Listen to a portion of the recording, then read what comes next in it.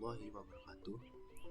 Perkenalkan, nama saya Rafli Nanda Prastya dengan NIM 19055311115. Di sini saya akan melanjutkan presentasi mengenai solid state welding proses.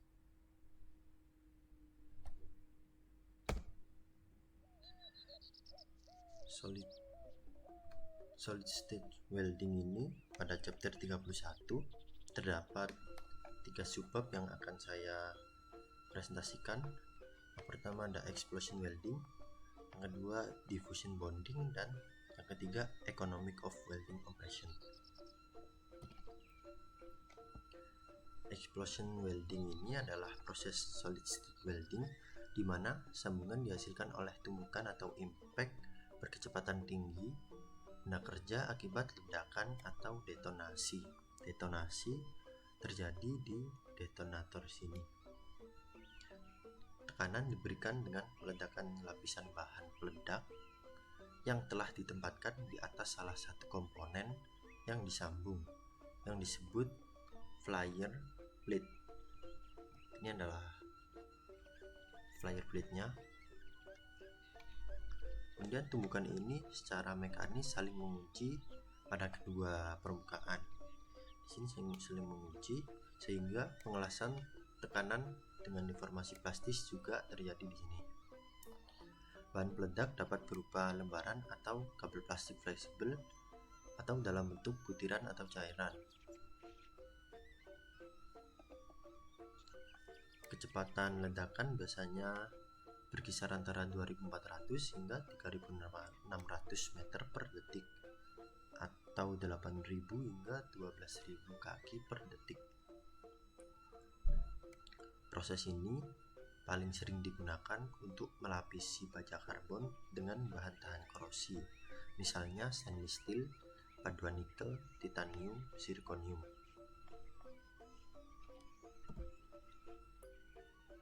Kemudian di sini ada video explosion welding. Strength measured in millions of pounds per square inch. Explosion welding can accomplish what no other welding method can. Join nearly every kind of metal combination, no matter the type or composition. To create an explosion weld, 2 large pieces of metal are stacked atop one another, then covered with a high-powered explosive. When detonated, the downward force of the explosion welds the 2 pieces together through a combination of intense force and remarkable physics. The explosion welding process begins as soon as the 2 metal plates arrive at DMC's production facilities. To maximize the welding force of the explosion, the surfaces of each plate are ground as uniformly flat as possible, a process that also removes any rust, oxides, and other surface flaws. They are then ready to be assembled into the pack, which locks the plates into position for the explosion. To build a pack, the stronger and thicker of the 2 plates is laid face up. From now on, this plate will be identified as the backer. Small metal spacers of equal height are then tacked onto the surface of the backer in a uniform grid. These spacers will maintain a set gap between the backer and the second plate, which is placed on top. This second plate is thinner than the backer and is called the cladder. The standoff gap between the backer and cladder is less than 1 inch in height, yet without it, the explosion weld would be impossible. DMC uses an explosive powder that is a proprietary blend of common and unique explosive chemicals. The amount and exact formulation is always matched to the types of metals involved. Once the pack is set, the explosion is initiated at one end of the cladder and moves across the upper level of the pack at a uniform speed. This explosive front progressively drives the cladder plate downward toward the backer at the slight collision angle caused by the standoff gap. Forward of the collision point, air is forced out of the gap at high velocity. All oxides and impurities are expelled, rendering the plate surfaces metallurgically pure and ideal for a weld. As the backer and cladder collide, the weld is created nearly instantaneously across the entire surface of the plate. Not surprisingly, the power of the explosion can cause significant deformation to the newly formed clad. Therefore, upon its return to the processing facilities, the clad undergoes a final series of corrections. kedua ada diffusion bonding. Diffusion bonding ini adalah proses di mana kekuatan hasil sambungan pertama dari difusi atau pergerakan atom melintasi antarmuka, dan kedua dari deformasi plastis permukaan Weying. Antarmuka terikat dalam pengelasan difusi pada dasarnya memiliki sifat fisik dan mekanik yang sama dengan logam dasar. Kekuatannya bergantung pada tekanan, suhu, waktu kontak, dan seberapa bersih dari permukaan Weying itu sendiri.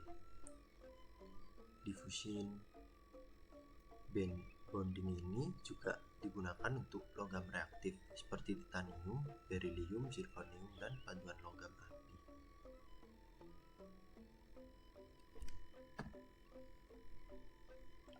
Di sini terdapat video dari diffusion bonding.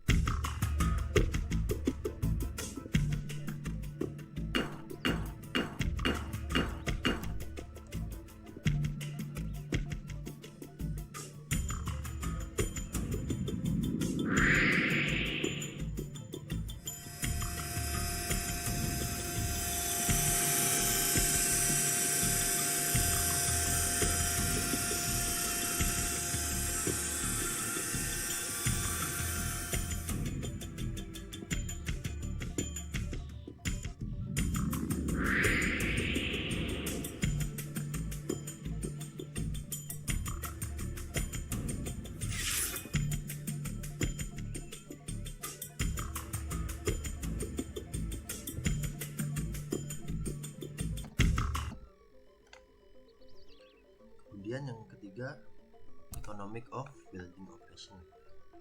Biaya dalam proses pengelasan dan penyambungan dapat sangat bervariasi, tergantung pada faktor-faktor seperti kapasitas peralatan, tingkat otomatisasi, keterampilan tenaga kerja, kualitas las, tingkat produksi, dan persiapan yang diperlukan.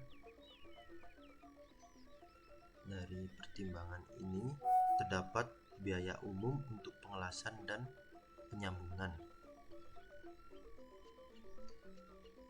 Biaya yang tergolong tinggi terdapat pada bracing dan fastener seperti baut dan mur.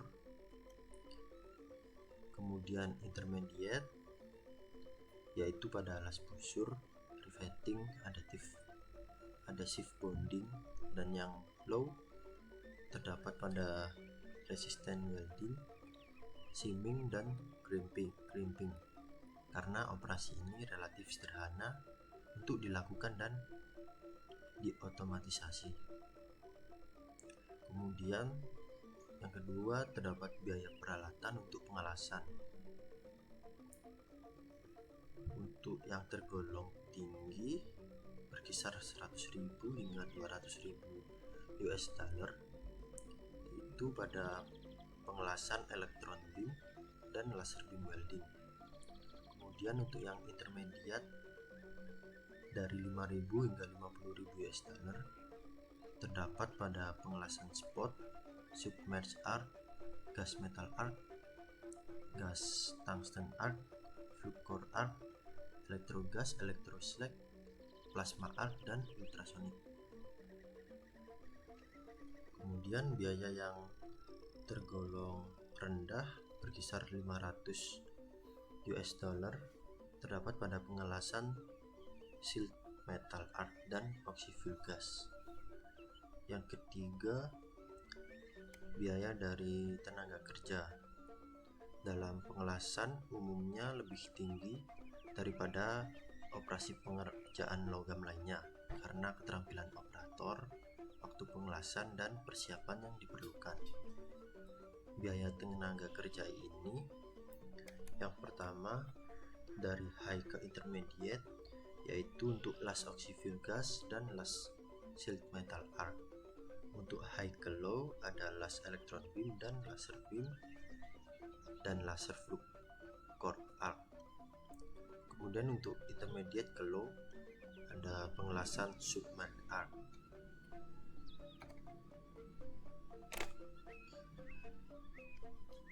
Baik, di sini saya akan melanjutkan presentasi chapter 32 mengenai subbab introduction dan brazing. Pada bab introduction ini, bab ini menjelaskan dua proses penyambungan, yaitu brazing dan soldering. Brazing dan soldering ini membutuhkan suhu lebih rendah daripada yang digunakan untuk pengelasan fusi.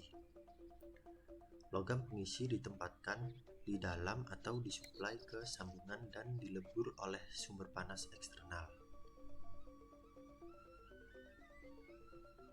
Suhu untuk menyolder lebih rendah daripada suhu untuk brazing, dan kekuatan dari sambungan solder itu jauh lebih rendah.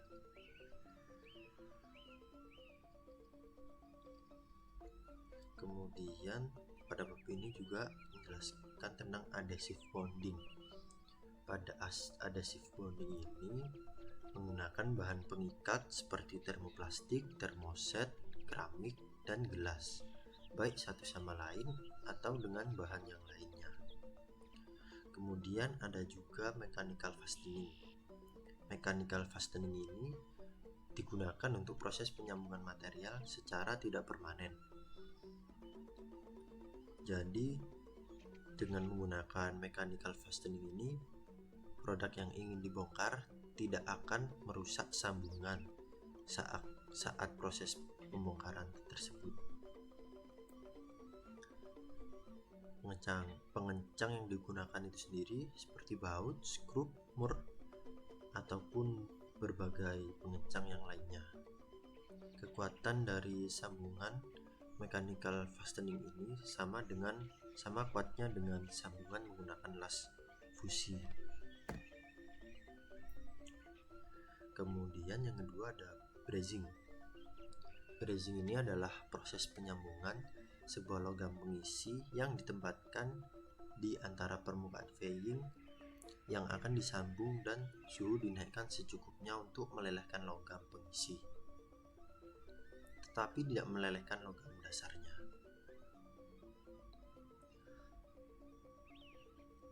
Logam pengisi itu sendiri biasanya meleleh di atas 450 derajat yang berada di bawah titik leleh dari logam yang akan disambung. Jadi proses brazing ini tidak akan merusak logam yang akan disambung.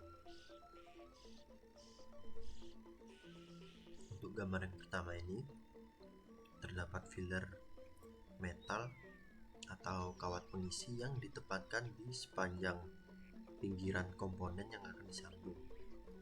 Kemudian diberikan panas dengan berbagai cara eksternal untuk melelehkan logam. Dengan aksi kapiler, filler metal ini mengisi ruangan pada antarmuka, kemudian mengeras hingga sambungan ini akan tersambung.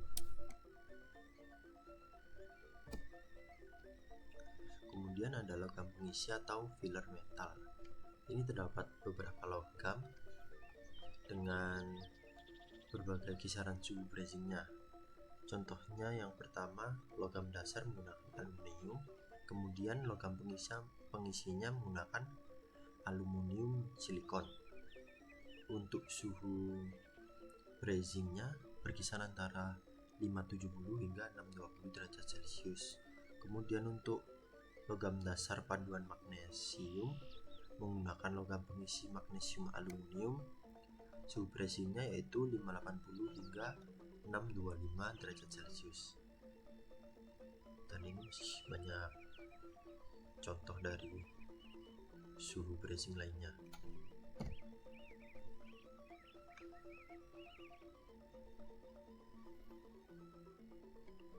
Logam pengisi untuk brazing ini umumnya memiliki komposisi yang sangat berbeda dari logam yang akan disambung. Bentuknya seperti kawat, batang, cincin, stok sim. Untuk pemilihan logam pengisi dan komposisinya penting. Untuk yang pertama itu menghindari kerapuhan sambungan dengan penetrasi batas butir logam cair. Yang kedua, pembentukan senyawa intermetalik yang rapuh pada sambungan. Dan yang ketiga, korosi galvanis dalam sambungan. Difusi antara logam pengisi dan logam dasar menyebabkan sifat mekanik dan metalurgi sambungan berubah sebagai akibat dari pemrosesan selanjutnya atau selama masa pakai bagian yang dibrezing. Kemudian flux. Penggunaan flux ini sangat penting dalam brezing. Flux ini mencegah oksidasi dan menghilangkan film oksida. Flux brezing umumnya terdapat dari boraks, asam borat, borat fluorida, dan klorida. Permukaan yang akan dibrezing harus bersih dan bebas dari karat, minyak, atau kontaminan lainnya. Karena bersifat korosif, flux harus dihilangkan setelah proses brezing, biasanya dengan cara dicuci dengan air panas. Kemudian kekuatan sambungan brezing.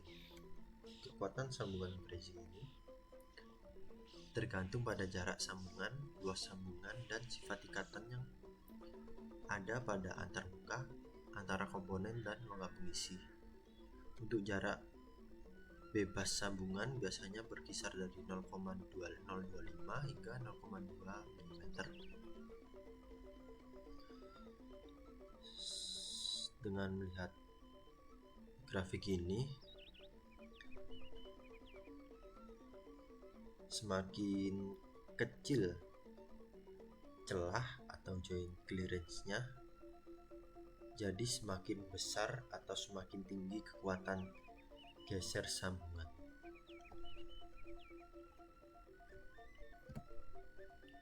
Baik, sekian presentasi yang dapat saya sampaikan. Mohon maaf jika terdapat salah kata. Wassalamualaikum warahmatullahi wabarakatuh. Terima kasih.